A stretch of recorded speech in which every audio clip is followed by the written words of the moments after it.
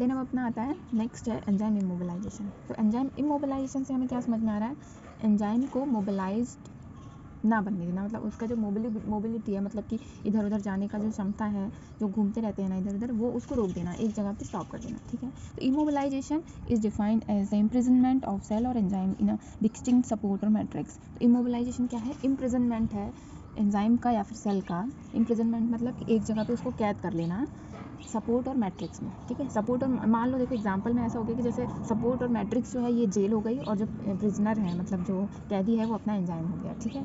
ये और the support और matrix in which the enzymes are immobilise allow the exchange of medium containing substrate और effector inhibitor molecules. और जो enzyme immobilisation में जो सपोर्ट और मैट्रिक्स है ना, ये पास होने देता है मीडियम को, इफेक्टर को, इनहिबिटर मॉलिक्यूल्स को। बस एंजाइम जो है वो स्टॉप हो जाता है, मतलब जैसे कि हो गया प्रिजनर जो है वो जेल में है, लेकिन जो जेलर हैं जो उनके मिलने वाले हैं वो वहाँ आते हैं। ऐसे ही मीडियम कंटेनिंग सबस्ट्रेट, इफेक्टर और इनहिबिटर है, ये एक्सचेंज होते रहते हैं, आते जाते हैं, लेकिन जो एंजाइम्स हैं वो वहीं इमोबिलाइज्ड हो जाते हैं, ठीक है, वहीं रहता है, ठीक। ये हो गया। उसके बाद फर्स्ट जो इमोबिलाइज्ड एंजाइम है वो अमाइनो अकाइलेज है, ठीक है। अमाइनो अकाइलेज फर्स्ट इमोबिलाइज्ड एंजाइम है जो कि एस्पार्जिलस और आइजे से निकाला गया है in the product for the production of L amino acids in Japan.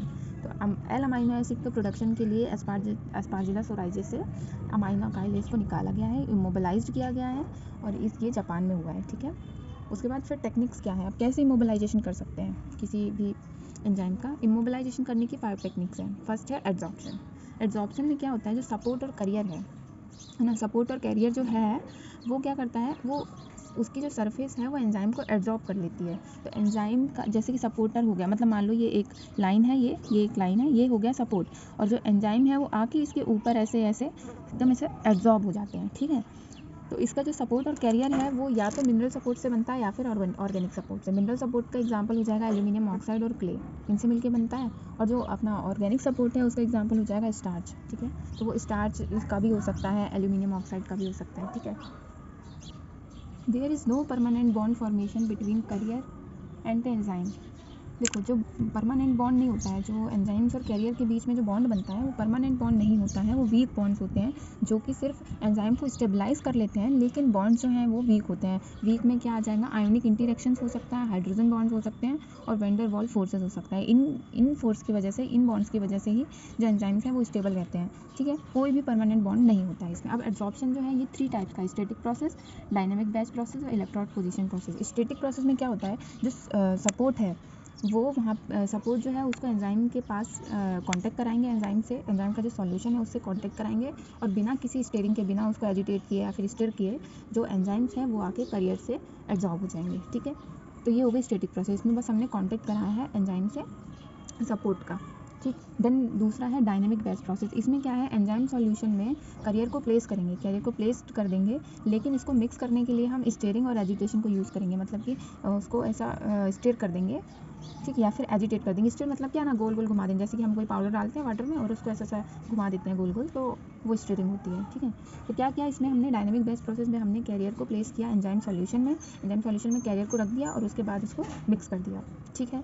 Then third है इलेक्ट्रोड पोजिशन प्रोसेस। इसमें क्या कर रहे हैं हम, जो कैरियर है उसको हम इलेक्ट्रोड के पास प्लेस कर रहे हैं, ठीक है। इलेक्ट्रोड के पास रख रहे हैं, एंजाइम बात में, एंजाइम जो सॉल्यूशन है उसके अंदर इलेक्ट्रोड लगाया है और उसके पास हम कैरियर को प्लेस कर रहे हैं। और उसके बाद जब हम करंट पास कराते हैं उसमें तो एक इलेक्ट्रिक फील्ड जनरेट होगी जो कि एंजाइम को कैरियर से सरफेस से एब्जॉर्ब कर देगी, ठीक है। तो ये अपना इलेक्ट्रोड पोजिशन प्रोसेस है। तो ये 3 प्रोसेस हो गए, इससे एब्जॉर्प्शन कर सकते हैं, ठीक। देन नेक्स्ट है एब्जॉर्प्शन के बाद जो नेक्स्ट टेक्निक है इसको वो करने की, इमोबिलाइज करने की एंजाइम्स को, वो है कोवेलेंट बॉन्डिंग। इसमें क्या, जो एंजाइम्स हैं और जो सपोर्ट है उसके बीच में कोवेलेंट बॉन्डिंग होती है, कोवेलेंट में, ठीक है। कोवेलेंट बॉन्डिंग में क्या होगा, इनके बीच में कोवेलेंट बॉन्ड्स होते हैं एंजाइम और सपोर्ट के जो केमिकल ग्रुप्स हैं उनके बीच में। तो ये हो गई कोवेलेंट बॉन्डिंग।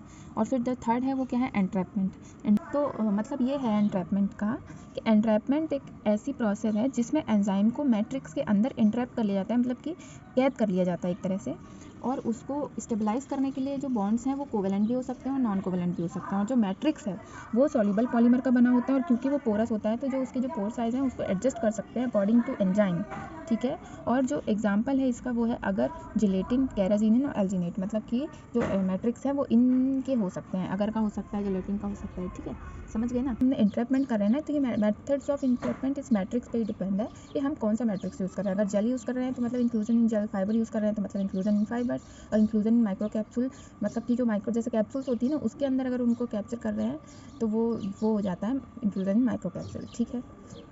देन अपना नेक्स्ट है क्रॉस लिंकिंग, या फिर हम इसको को पॉलीमराइजेशन भी बोल सकते हैं, ठीक है। ये फोर्थ मेथड है। अब को पॉलीमराइजेशन में क्या हो रहा है, enzymes are directly linked by covalent bonds between various groups of enzymes या पॉलीफंक्शनल रीजेंट, ठीक है। सिंपल वे में समझाती हूँ, जो पॉलीफंक्शनल रीजेंट्स हैं वो हमने डाला किसी एंजाइम सॉल्यूशन में, और जो एंजाइम्स हैं उनका जो ग्रुप है वो पॉलीफंक्शनल ग्रुप से डायरेक्टली लिंक्ड है कोवेलेंट बॉन्ड से, इसमें क्रॉस लिंकिंग में, ठीक है। और कॉमनली और polyfunctional reagents are glutaraldehyde and diazonium salt. अब ये जो पॉलीफंक्शनल रीजेंट्स हैं वो कौन कौन से यूज़ हो रहे हैं, एक था ग्लूटाराल्डिहाइड और डाइजोनियम सॉल्ट। ये इनको अगर हम एंजाइम बाद में डालते हैं तो ये पॉलीफंक्शनल रीजेंट जो हैं ये कोवेलेंट बॉन्ड बना लेंगे एक दूसरे के साथ में डायरेक्टली, ठीक है। अब नेक्स्ट टेक्निक है अपनी एनकैप्सुलेशन। तो एनकैप्सुलेशन से ही समझ में आ रहा है, मतलब कि कैप्सूल में इनको ट्रैप कर लेना, तो ये हो गया एनकैप्सुलेशन, ठीक है। तो this type of immobilisation done by enclosing the enzymes in a membrane capsule, मतलब कि मेम्ब्रेन कैप्सूल में एंजाइम्स को एनक्लोज कर रहे हैं, और जो कैप्सूल है वो सेमी परमिएबल मेम्ब्रेन से बनी है, जैसे कि नाइट्रोसेल्युलोज हो गया और नायलॉन हो गया। सेमी परमिएबल मेम्ब्रेन का क्या काम है, ये मतलब जो प्रोडक्ट इंपॉर्टेंट है उसको अंदर पास होने देती है, और जो नहीं है उनको पास नहीं होने देती है, ठीक है। तो ये कुछ लिक्विड या फिर कुछ मॉलिक्यूल्स के लिए तो परमिएबल है और कुछ के लिए नहीं है, इसीलिए ये सेमी परमिएबल मेम्ब्रेन है, ठीक है। तो इनकैप्सुलेशन में क्या हो रहा है, सेमी परमिएबल मेम्ब्रेन से बनी हुई जो कैप्सूल है वो उसमें यूज़ करते हैं एंजाइम्स को एनक्लोज करने के लिए, ओके। तो ये पूरे 5 मेथड्स हैं जिनसे हम एंजाइम इमोबिलाइजेशन कर सकते हैं, ठीक है। अब ये यहाँ पे मैंने ये टेबल सी बनाई है, इसमें हम देख सकते हैं कि कैसे कर रहे हैं। जैसे कि अपना ये है फर्स्ट एडजॉर्प्शन थी ना फर्स्ट टेक्निक। इसमें जो सपोर्ट मटेरियल है वो जनरली जिलेटिन यूज़ करते हैं या फिर पोरस ग्लास यूज़ करते हैं। जिलेटिन यूज़ करते हैं हम लैक्टोबैसिलाई के लिए, अगर लैक्टोबैसिलाई सेल्स हैं उनके लिए हम जिलेटिन यूज़ करते हैं, और इससे क्या होता है लैक्टोज जो है वो लैक्टिक एसिड में कन्वर्ट हो जाता है इसमें, ठीक है। तो हम यूज़ करते हैं, मतलब ये है कि जिलेटिन हमने एज अ मैट्रिक्स यूज़ किया, लैक्टोबैसिलाई एंजाइम के रूप में यूज़ किया है, और ये चेंज कर रहा है लैक्टोज को लैक्टिक एसिड में, ठीक है। फिर पोरस ग्लास अगर हम यूज़ कर रहे हैं तो ये हम यूज़ करते हैं सैक्रोमाइसिस में, और ये क्या करता है ग्लूकोज को इथेनॉल में कन्वर्ट कर देता है। और फिर जो नेक्स्ट अपना मेथड था कोवेलेंट बॉन्डिंग, इसमें क्या होता है सेल्यूलोज और साइन्यूरिक क्लोराइड ये हम सपोर्ट मटेरियल के रूप में यूज़ करते हैं, और ये सैक्रोमाइसिस सैरीवेसी में यूज़ होता है, और ये भी क्या करता है ग्लूकोज को इथेनॉल में कन्वर्ट कर देता है। और इसका एक कोवेलेंट बॉन्डिंग में ही हम टाइटेनियम ऑक्साइड भी यूज़ करते हैं जो कि एसिटोबैक्टर पे रिएक्ट करता है और विनेगर कन्वर्ट कर देता है, ये विनेगर बनाता है, ठीक है। फिर क्रॉस लिंकिंग जो कोपॉलीमराइजेशन है उसमें क्या है, उसमें ग्लूटाराल्डिहाइड यूज़ करते हैं हम, है ना, पॉलीफंक्शनल ग्रुप के रूप में हम इसमें ग्लूटाराल्डिहाइड यूज़ करते हैं, और ये ई कोलाई पे अफेक्ट करता है और फ्यूमेरिक एसिड बनाता है। और एंट्रैपमेंट है, ये अपना एल्यूमिनियम एल्जीनेट है, सपोर्ट मटेरियल के उसमें यूज़ कर रहे हैं हम एल्यूमिनियम एल्जीनेट, और ये कैंडिडा ट्रॉपिकलिस में इफेक्ट करता है और फिनॉल डिग्रेडेशन कर देता है, ठीक है। और जो इनकैप्सुलेशन है ये क्या पॉलिएस्टर यूज़ हो रहा है इसमें as a capsule, polyester use हो रहा है, और ये स्ट्रेप्टोमाइसिस यूज़ हो रहा है, और ये क्या करता है ग्लूकोज को फ्रक्टोज में कन्वर्ट कर देता है, ठीक है। एंजाइम्स इन फूड प्रोसेसिंग, तो इसमें क्या है, most of enzymes use in food industry belong to the class of hydrolase enzyme, ठीक है। जो हाइड्रोलेज जो अपना एंजाइम का एक कैटेगरी थी, हमने जो क्लासिफिकेशन पढ़ा है, तो उसमें जो हाइड्रोलेज एंजाइम है ज़्यादातर जो फूड इंडस्ट्रीज़ में यूज़ हो रहे हैं वो वही हाइड्रोलेज एंजाइम सबसे ज़्यादा यूज़ होते हैं, ठीक है। तो फर्स्ट है अपना अमाइलेजेस। तो जो अमाइलेज ये अभी ये जो हमने एंजाइम्स के नाम लिखे हुए हैं यहाँ पे, तो ये वाले जो है ना ये एंजाइम है, ठीक। और फिर इनका ये यूज़ है कि क्या यूज़ है, तो अमाइलेज जो है ये अल्कोहल प्रोडक्शन में इसका यूज़ होता है, ये बेकिंग इंडस्ट्री में यूज़ हो रहा है, इसका मैन्युफैक्चरिंग में यूज़ हो रहा है ग्लूकोज सिरप की, और स्टार्च लिक्विफिकेशन में यूज़ हो रहा है, ठीक है। तो इसमें क्या इंडस्ट्रीज़ भी हमें पता होनी चाहिए कौन सी इंडस्ट्रीज़ में हो रहा है ना, तो इसलिए ऐसा लिखा हुआ है। तो अल्कोहल प्रोडक्शन में यूज़ हो रहा है, बेकिंग में यूज़ हो रहा है, मैन्युफैक्चरिंग ऑफ ग्लूकोज सिरप और स्टार्च लिक्विफिकेशन में यूज़ होता है।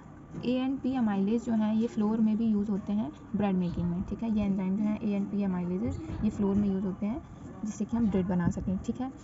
Used for removal of starch turbidity in jellies to increase sparkling properties, starch की टर्बिडिटी हटाने के लिए भी इसको यूज़ करते हैं जेलीज में ताकि जो एक स्पार्कलिंग प्रॉपर्टीज आ सके, ठीक है। देन नेक्स्ट है इन्वर्टेज एंजाइम।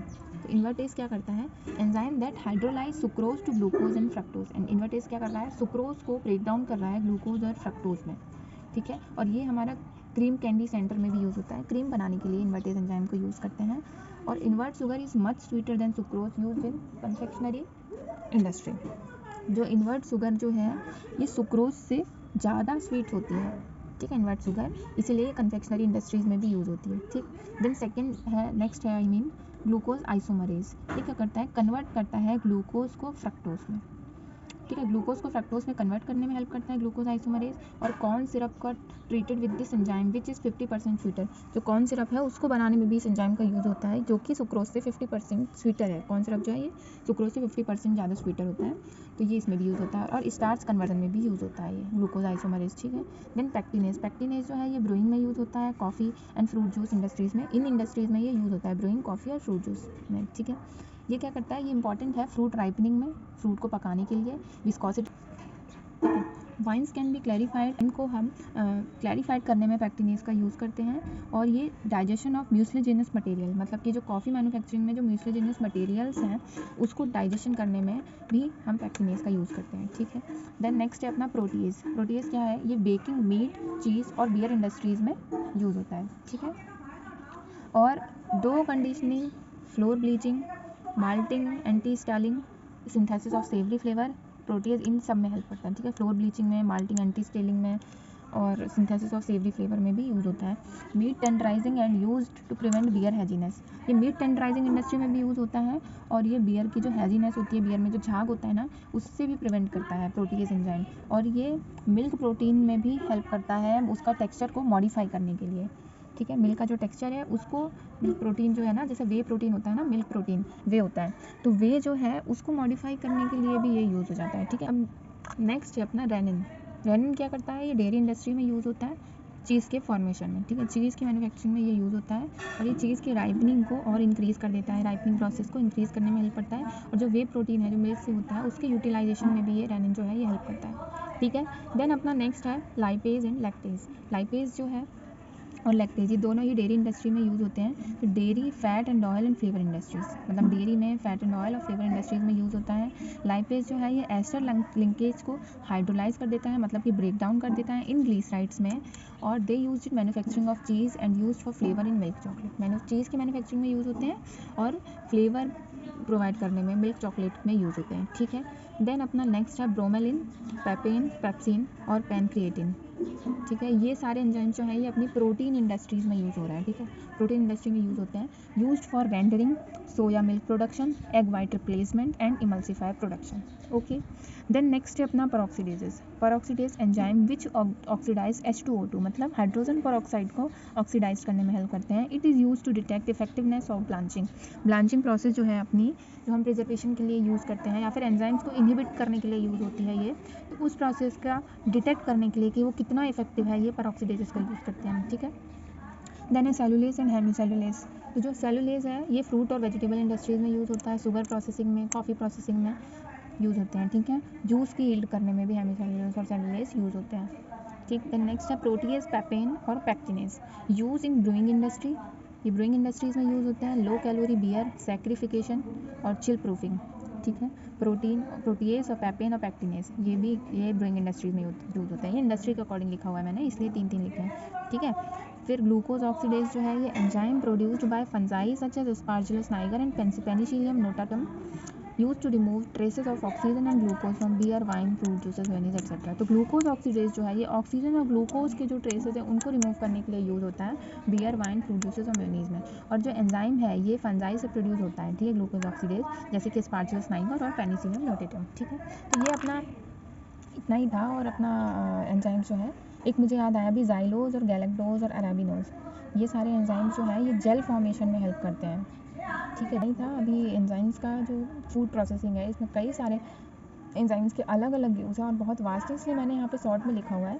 पर अब मैं एक वीडियो लाऊंगी जिसमें हम जो भी MCQs आते हैं, जो इंपॉर्टेंट ज़्यादातर पूछे जा रहे हैं और आ रहे हैं, उनमें हम बाकी जो बचा हुआ है एंजाइम का फूड प्रोसेसिंग में यूज़ उसको कवर कर लेंगे, ठीक है। यहाँ पे मैंने शॉर्ट में कवर कर दिया है, बाकी जो बच गए हैं कुछ वो भी हम आगे फ्यूचर में कवर कर लेंगे, ठीक है।